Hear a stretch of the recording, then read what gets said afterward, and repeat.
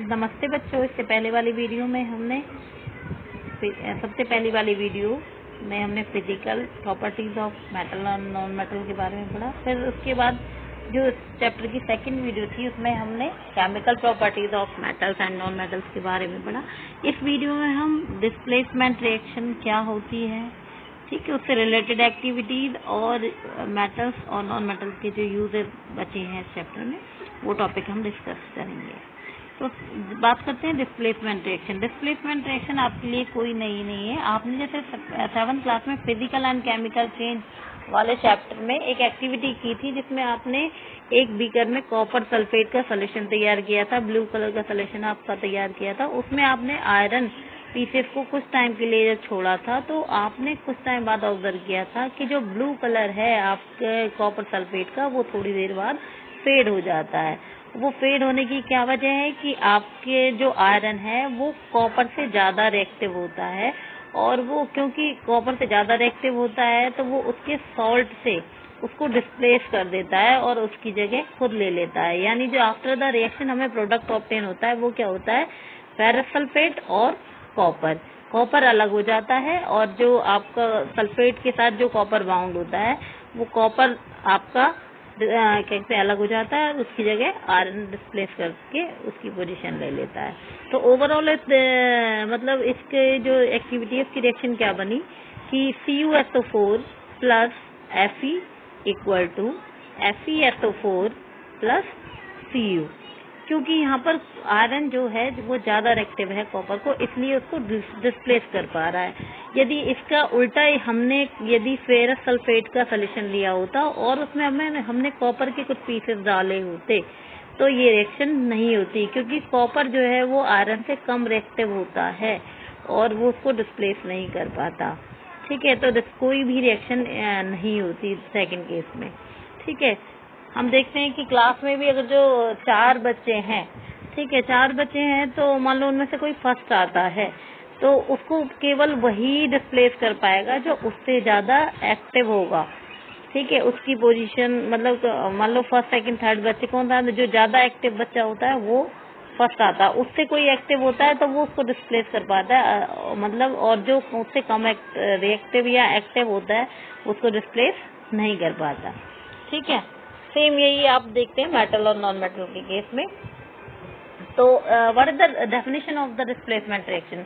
The reaction in which more reactive metal displace less reactive metals from its salt after the reaction. वो reaction जिसमें एक ज्यादा reactive metal अपने से कम reactive metal को उसके सॉल्ट सोल्यूशन से, उसके सॉल्ट से डिस्प्लेस कर देता है, ऐसी रिएक्शन डिस्प्लेसमेंट रिएक्शन कहलाती है। यहाँ पर हम डिस्प्लेसमेंट रिएक्शन को पढ़ने के लिए कुछ सॉल्यूशन लिए हैं हमने एक्टिविटी 4.8 में, जिसमें हमने 2 बीकर में A और B में कॉपर सल्फेट सॉल्यूशन लिया है, C और E में हमने जिंक सल्फेट सॉल्यूशन लिया है, और जो D बीकर है जिसमें आपका येलो कलर का सॉल्यूशन तैयार है वो आपका आयरन सल्फेट या फेरस सल्फेट का सॉल्यूशन ने लिया है। हम इन 5 बीकर में अलग अलग मेटल डाल के देखेंगे और अपनी ऑब्जर्वेशन को नोट डाउन करेंगे। तो हमने क्या किया कि जब हमने फर्स्ट बीकर जिसमें कॉपर सल्फेट था हमने उसमें जिंक को रखा। जिंक को रखने के बाद क्या हुआ, जिंक का कलर पहले क्या था, ब्लू था। देखिए सोल्यूशन का कलर क्या था, ब्लू था A में, और आफ्टर द रिएक्शन इसका कलर हो गया फेड हो गया। तो इसका मतलब क्या है कि आपका जिंक सल्फेट बन गया और कॉपर आपका बीकर में अलग आ गया।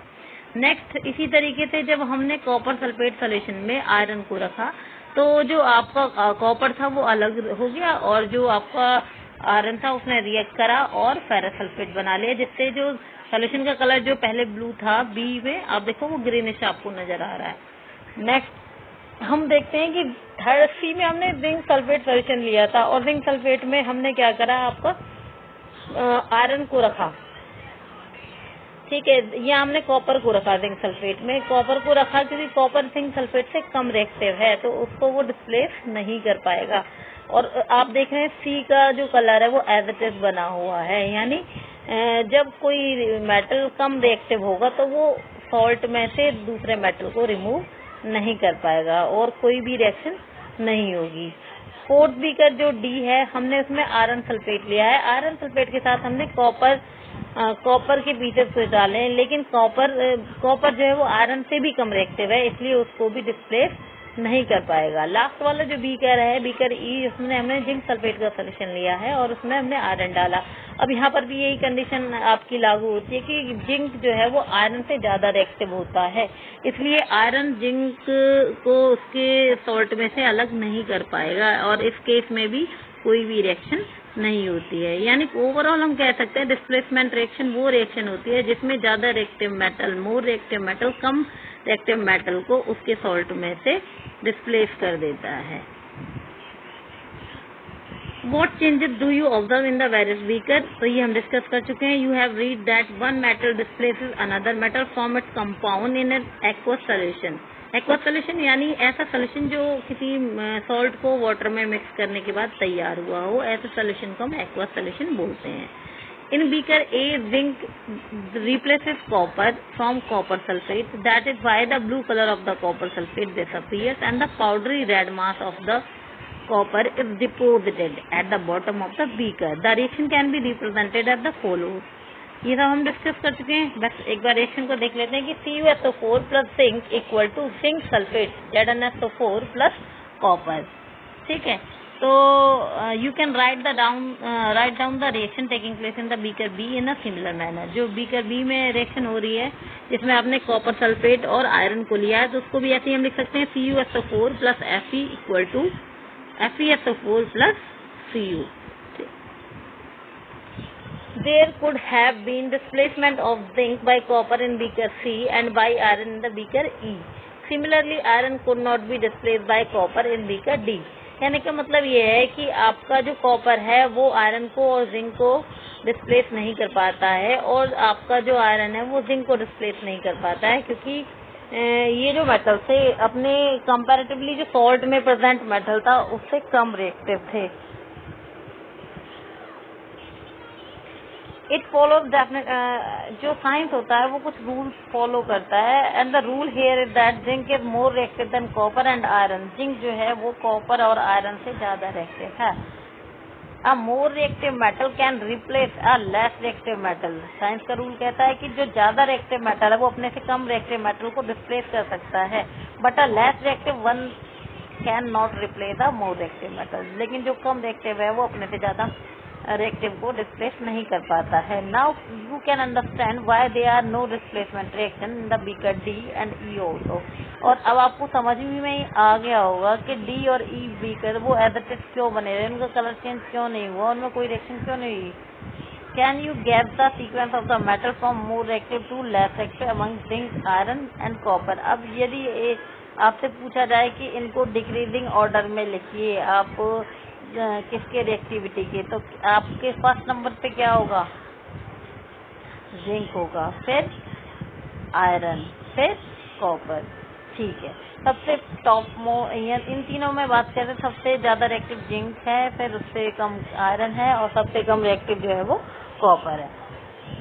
अब बात करते हैं uses of metal and non metal. Metals की यूज आपको जनरल लाइफ में आप मेटल्स को देखते रहते हैं, पता होगा। Metal are used in making machinery, automobiles, aeroplanes, train, satellite, industrial gadgets, cooking utensils, water boilers. ठीक है, तो ये सब आपको समझ में आ रहा होगा। वाटर बॉयलर्स माने जो पानी उबालने के लिए जो आपके डिवाइसेस यूज होते हैं उनको बोल रखा है। You are also familiar with the use of some non metals. आपको कुछ नॉन मेटल्स के यूजेस के बारे में भी पता होगा और कुछ के बारे में हमें पता रहता है लेकिन हमने कभी ध्यान नहीं दिया होता है, तो वो आपको बता रखा है। जैसे कि आप जानते हैं ऑक्सीजन एक नॉन मेटल है और ऑक्सीजन के बिना हम सांस नहीं ले सकते, तो non metal is also essential for the breathing. Second बात करते हैं कि फर्टिलाइजर में हम नाइट्रोजन, पोटेशियम, आपका फॉस्फोरस यूज करते हैं, ठीक है, और नाइट्रोजन यूज करते हैं। तो ये क्या है, ये नॉन मेटल है जो फर्टिलाइजर का एक इम्पोर्टेंट पार्ट होते हैं, जो सॉइल की फर्टिलिटी को बढ़ाते हैं और प्लांट की ग्रोथ को अच्छा करते हैं। नेक्स्ट, वाटर प्योरिफिकेशन में हम क्लोरीन का यूज करते हैं और क्लोरीन भी एक नॉन मेटल है। नेक्स्ट है non metal use in the purple coloured solution which is applied on the wound as an antiseptic. ऐसे ही हम बात करें तो आपका जो आयोडीन, टिंक्चर आयोडीन होता है, आयोडीन एक नॉन मेटल है जिसको हम एंटीसेप्टिक की तरह यूज करते हैं। नेक्स्ट है आपका नॉन मेटल यूज इन क्रैकर। कुछ जो नॉन मेटल्स होते हैं वो आपके क्रैकर्स में भी यूज होते हैं।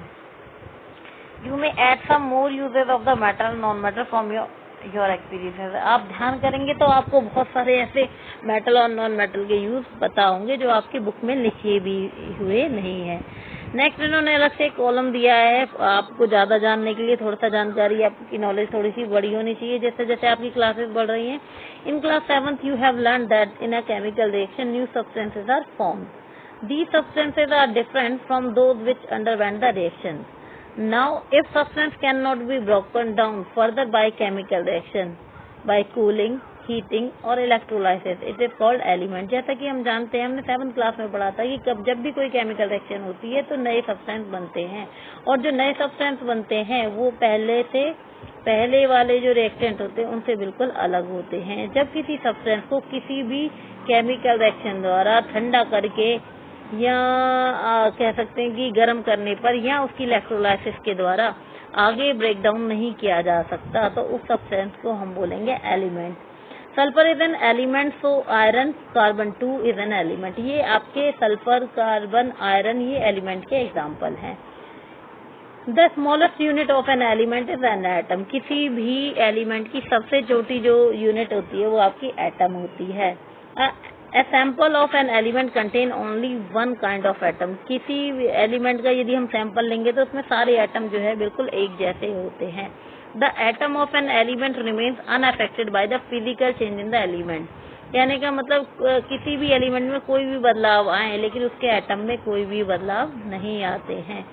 For example, an atom of liquid sulfur could be exactly the same as the atom of solid और वेपर सल्फर। कहने का मतलब जो सल्फर लिक्विड स्टेट में प्रेजेंट है उसके जो एटम की स्ट्रक्चर है वो आपके वेपर फॉर्म वाले सल्फर से और आपका जो सॉलिड स्टेट वाला जो सल्फर होगा बिल्कुल उससे सेम होगी। स्टेट बदलने से उनके एटम की स्ट्रक्चर में कोई भी बदलाव नहीं होता है। Although we have an infinite variety of the substances in the universe, the number of elements forming these substances is limited। हम यूनिवर्स में अलग अलग तरीके के सब्सटेंस देखते हैं लेकिन इन सबको बनाने वाले जो एलिमेंट्स हैं उनकी संख्या जो है वो लिमिटेड है। They are no more than 94 naturally occurring elements. और आपको इन्होंने बताया कि नेचुरल अकरिंग एलिमेंट की जो संख्या है वो 94 होती है। An important classification of the element in its some of the metal and non metal. और जितने भी ज्यादा ये एलिमेंट जितने एलिमेंट्स हैं अधिकतर वो या तो मेटल्स होते हैं या नॉन मेटल्स होते हैं। Most of the elements are metal. और इनमें से नॉन मेटल से भी ज्यादा जो होते हैं वो आपके मेटल्स होते हैं, और जो बाकी बचे हुए होते हैं वो या तो नॉन मेटल होते हैं या मेटलॉइड्स होते हैं। Metalloid possess character of both metal and non metal. और मेटलॉइड वो एलिमेंट होते हैं जो जिनमें मेटल्स और नॉन मेटल दोनों की प्रॉपर्टीज पाई जाती है। और इसी के साथ आपका जो चैप्टर है वो खत्म होता है, और उम्मीद है कि तीनों वीडियोस आप कम से कम 2-3 बार देखेंगे तब आपको ये चैप्टर अच्छे से लर्न होगा। ठीक है जी। और मेन तो बच्चे की मेहनत होती है, आप जितना पढ़ोगे उतना सीखोगे। इसी के साथ थैंक यू।